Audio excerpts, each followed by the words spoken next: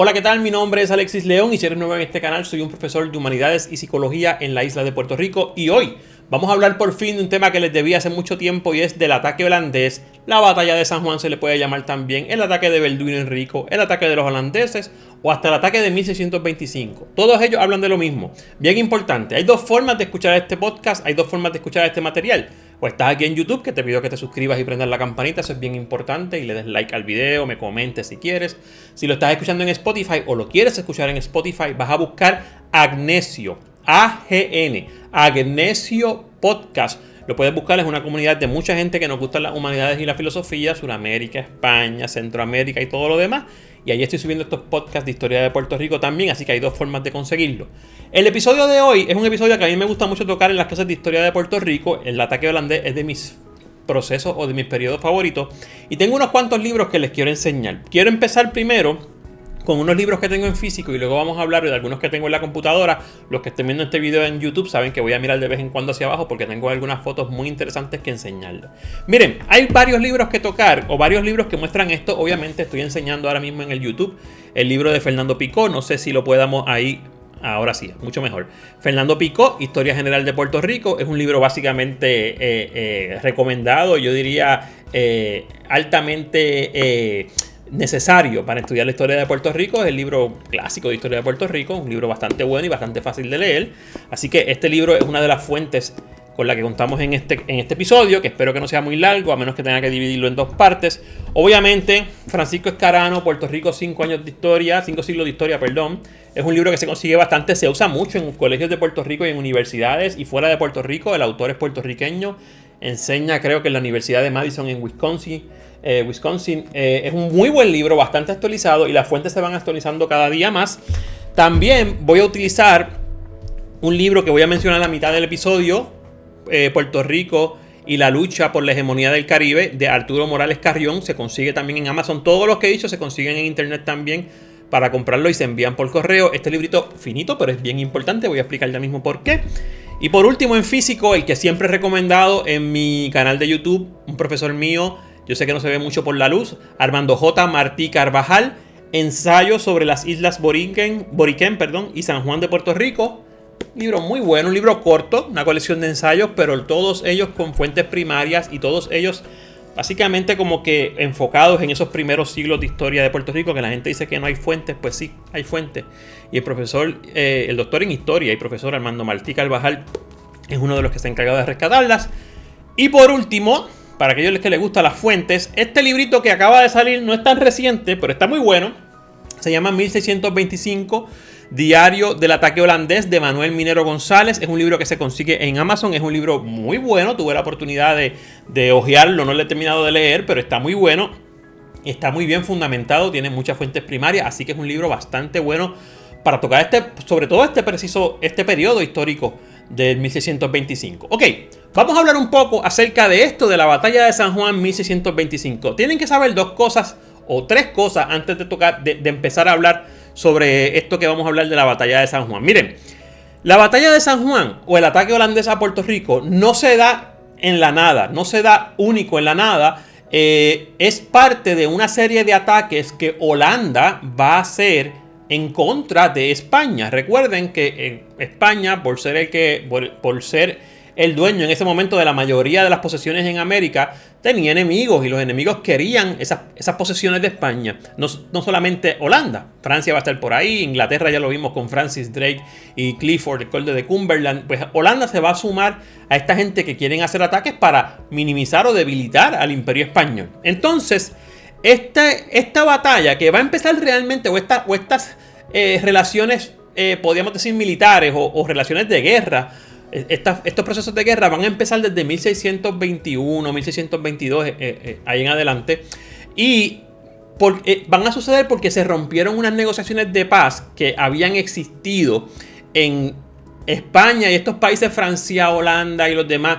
Básicamente desde el 1609 hasta el 1621, el rey Felipe III, que voy a tratar de conseguírselo aquí, Felipe III, que es este que están viendo ahora mismo aquí, este señor Felipe III había negociado un tipo de paz, un tipo de tregua, se le llama la paz hispánica o paz española, creo que es el nombre, que duró de 1609 a 1621, son 12 años de relativa paz, en los que se cuadró, como diría yo, o se negoció una tregua, no nos vamos a hacer nada. Pero obviamente esa tregua, este señor que está aquí, Felipe III, es el hijo de nada más y nada menos Felipe II, y lo voy a poner en el mapa, porque lo voy a poner en las fotos porque quiero que lo vean. Cuando vamos a ver quién era este señor, y me gusta que hablemos de las personas en forma de genealogía, o sea, que veamos a las personas o a los personajes, quiénes eran, de dónde vienen y lo demás. Este personaje que están viendo ahora mismo es Felipe II. Felipe II es el protagonista de uno de los libros que yo tengo acá siempre en la librería, que ustedes han visto, que se le llamaba El Señor del Mundo. Es el tercer tomo de Hugh Thomas, lo he reseñado en Instagram, pueden ir a verlo, es un muy buen libro. Pues su hijo era nada más y nada menos que Felipe III, el que les enseñó ahorita. Felipe III va a negociar la paz, pero en 1621 se va a romper esa paz. ¿Qué pasaba en Puerto Rico más o menos para esas fechas? Bueno, la realidad es que después de los ataques ingleses, Francis Drake y Clifford, el conde de Cumberland, las fortificaciones habían quedado dañadas, maltrechas, ¿no? Aparte de que no se habían culminado completamente. Entonces, aparte de eso, también había muchos problemas de salubridad, sobre todo la disentería, que ya les dejé por asignación en otro video que buscaran qué es disentería. Tiene que ver pues con problemas estomacales, enfermedades que arrancaban por la diarrea básicamente, y la persona era un tipo de enfermedad que te acababa, la persona moría, no solamente por la diarrea obviamente, sino por otros males, pero uno de sus mayores problemas era que la persona se deshidrataba de esa forma. Entonces, en Puerto Rico, los soldados puertorriqueños van a empezar a temer por eso, porque la mayoría de la gente que se moría en ese momento era española. Los españoles eran los que no tenían como un tipo de forma de contrarrestar estas epidemias, podríamos decir, o estas enfermedades, vamos a decir mejor, de la disentería. Entonces, habían soldados que no querían venir a Puerto Rico. Y si usted tiene la isla que es la llave de las Antillas en ese momento, la primera isla que está en la entrada, la isla más grande que está en la entrada del arco de las Antillas, pero no tiene suficientes soldados para estar en esa fortificación, usted tiene un problema. Aparte de que las fortificaciones quedaron dañadas, tiene dos problemas. Tercero, las personas que llegaban, o las personas que ya estaban aquí como soldados, se fugaban a otra isla, al interior de la isla, y se perdían rastros de ellos. Recuerden que para este tiempo todavía Puerto Rico no estaba consolidado como lo conocemos hoy. O sea, si tú no estabas en la capital y te ibas al interior de la isla, donde se iban esclavos, donde se habían ido indios en el pasado, taínos huyendo, te perdían el rastro porque los españoles no iban a entrar tan adentro. Así que había mucha fuga.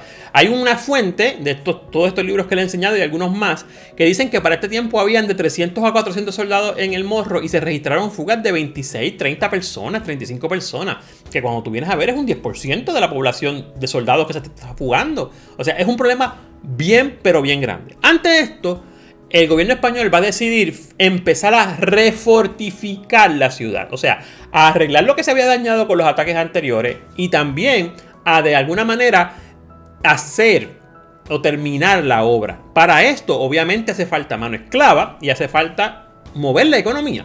Así que en estos tiempos Puerto Rico va a vivir un tipo de beneficencia, bonanza, le dirá Escarano, económica, porque obviamente traes esclavos, traes comercio, se mercadea más, hay personas trabajando, así que eso va a ser, podemos poner como un periodo de bonanza económica esos 10, quizás 12 años que duraron en ese primer cuarto que se dieron en ese primer cuarto del siglo XVII.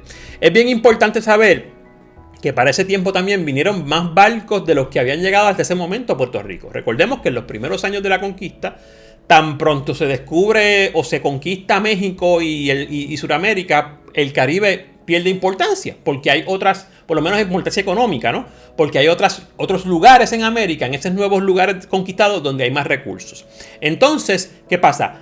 Dejan de venir barcos, eso yo siempre lo he explicado, Martí lo explica muy bien en sus ensayos, y se registra una baja, pero en este periodo histórico, como había que poner a caminar el proyecto del Morro, pues se registran unas visitas de barcos que nunca se habían registrado antes, pues que traen recursos, personal y todo lo demás.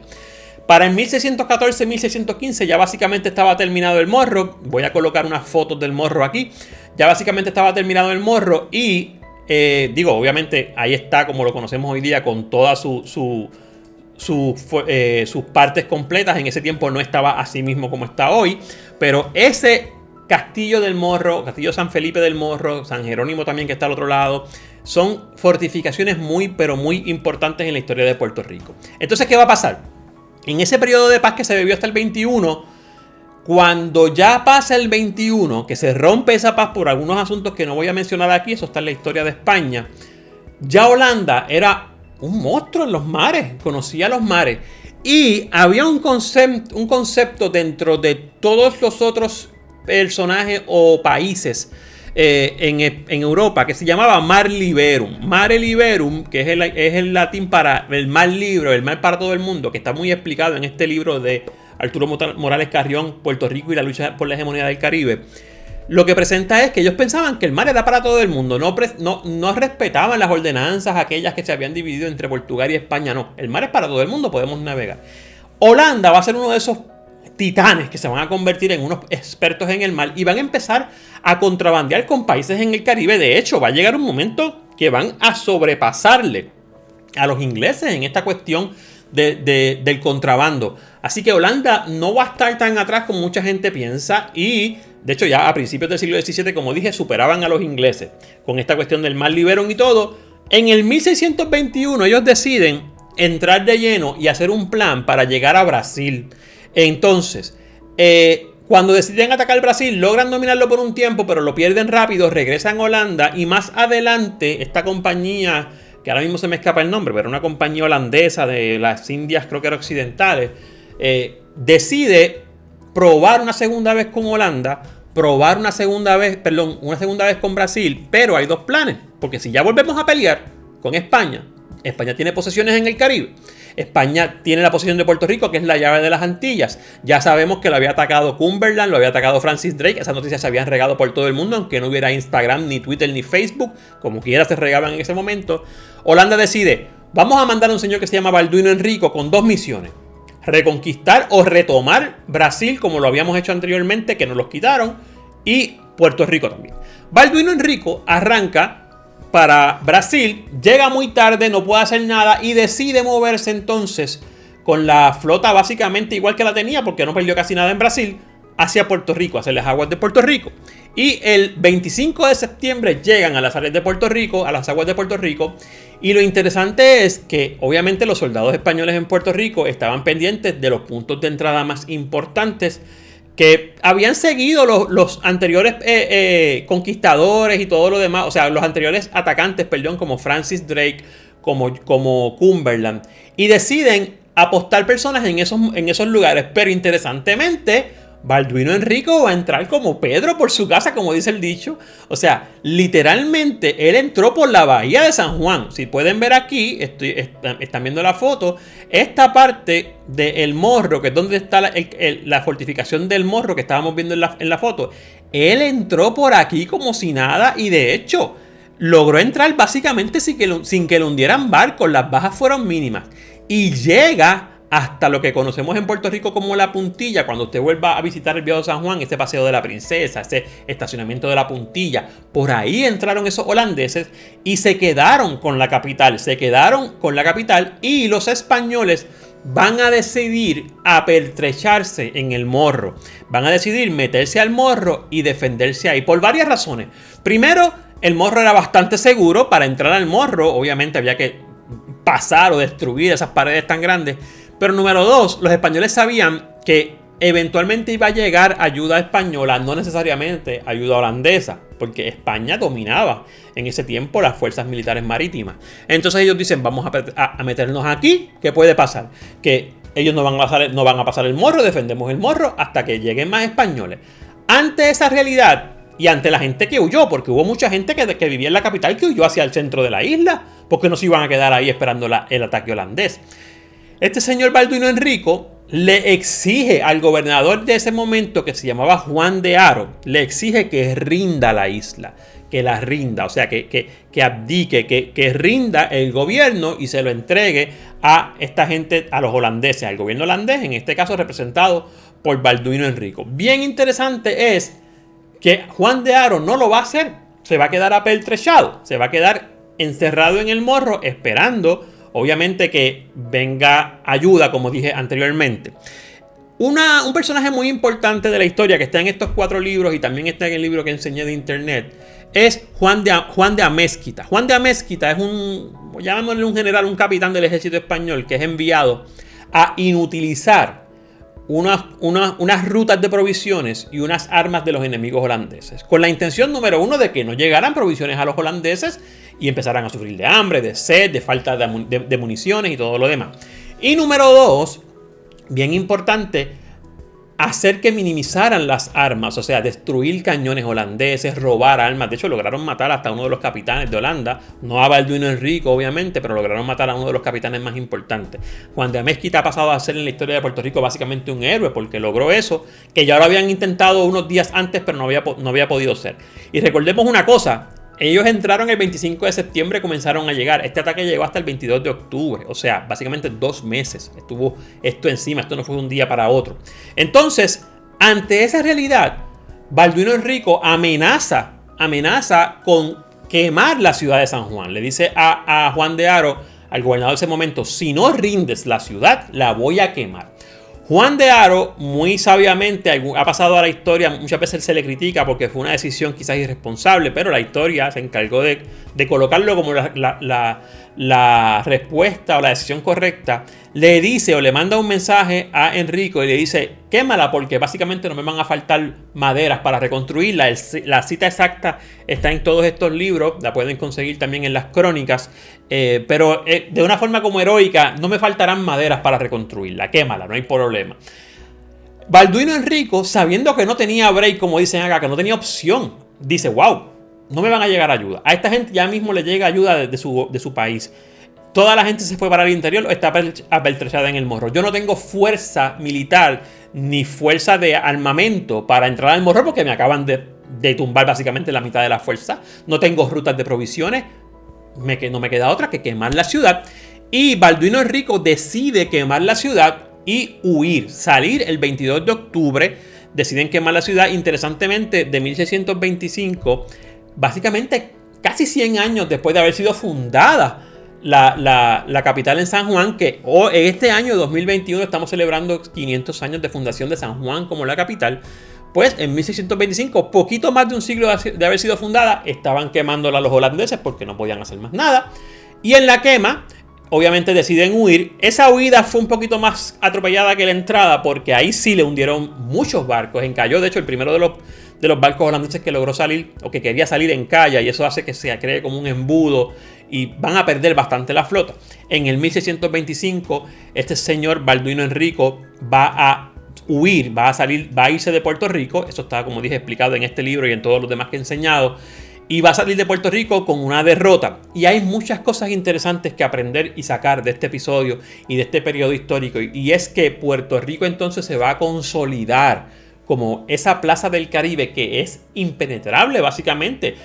Reconstruyeron la capital. Si usted va a San Juan ahora mismo y coge un tour bueno, histórico, de hecho si entra al morro y coge un tour o un recorrido por el morro o por el Castillo San Jerónimo o el mismo San Felipe, le van a contar esta historia que logran reconstruir la ciudad de San Juan como la tenemos hoy día y básicamente se volvió a gestionar todo como estaba antes. No va a ser hasta básicamente 1797 donde van a volver a tratar de atacar con Abercrombie, que eso ya lo toqué en un video de este canal, lo pueden buscar. O sea, 170 años después. Y después, 100 años después, 1898, van a llegar las tropas norteamericanas que no necesariamente van a entrar primero por San Juan, van a entrar primero por otros lugares. O sea, Puerto Rico una y otra vez demuestra la valía que tenía como llave de las Antillas, pero como bastión militar. Es bien importante que entendamos este proceso y este periodo histórico, sobre todo este ataque de 1625, porque sí logró entrar. Abercrombie sí también va a entrar, van a haber unos encuentros, pero Abercrombie ya son 170 años más adelante. Esto es 1625.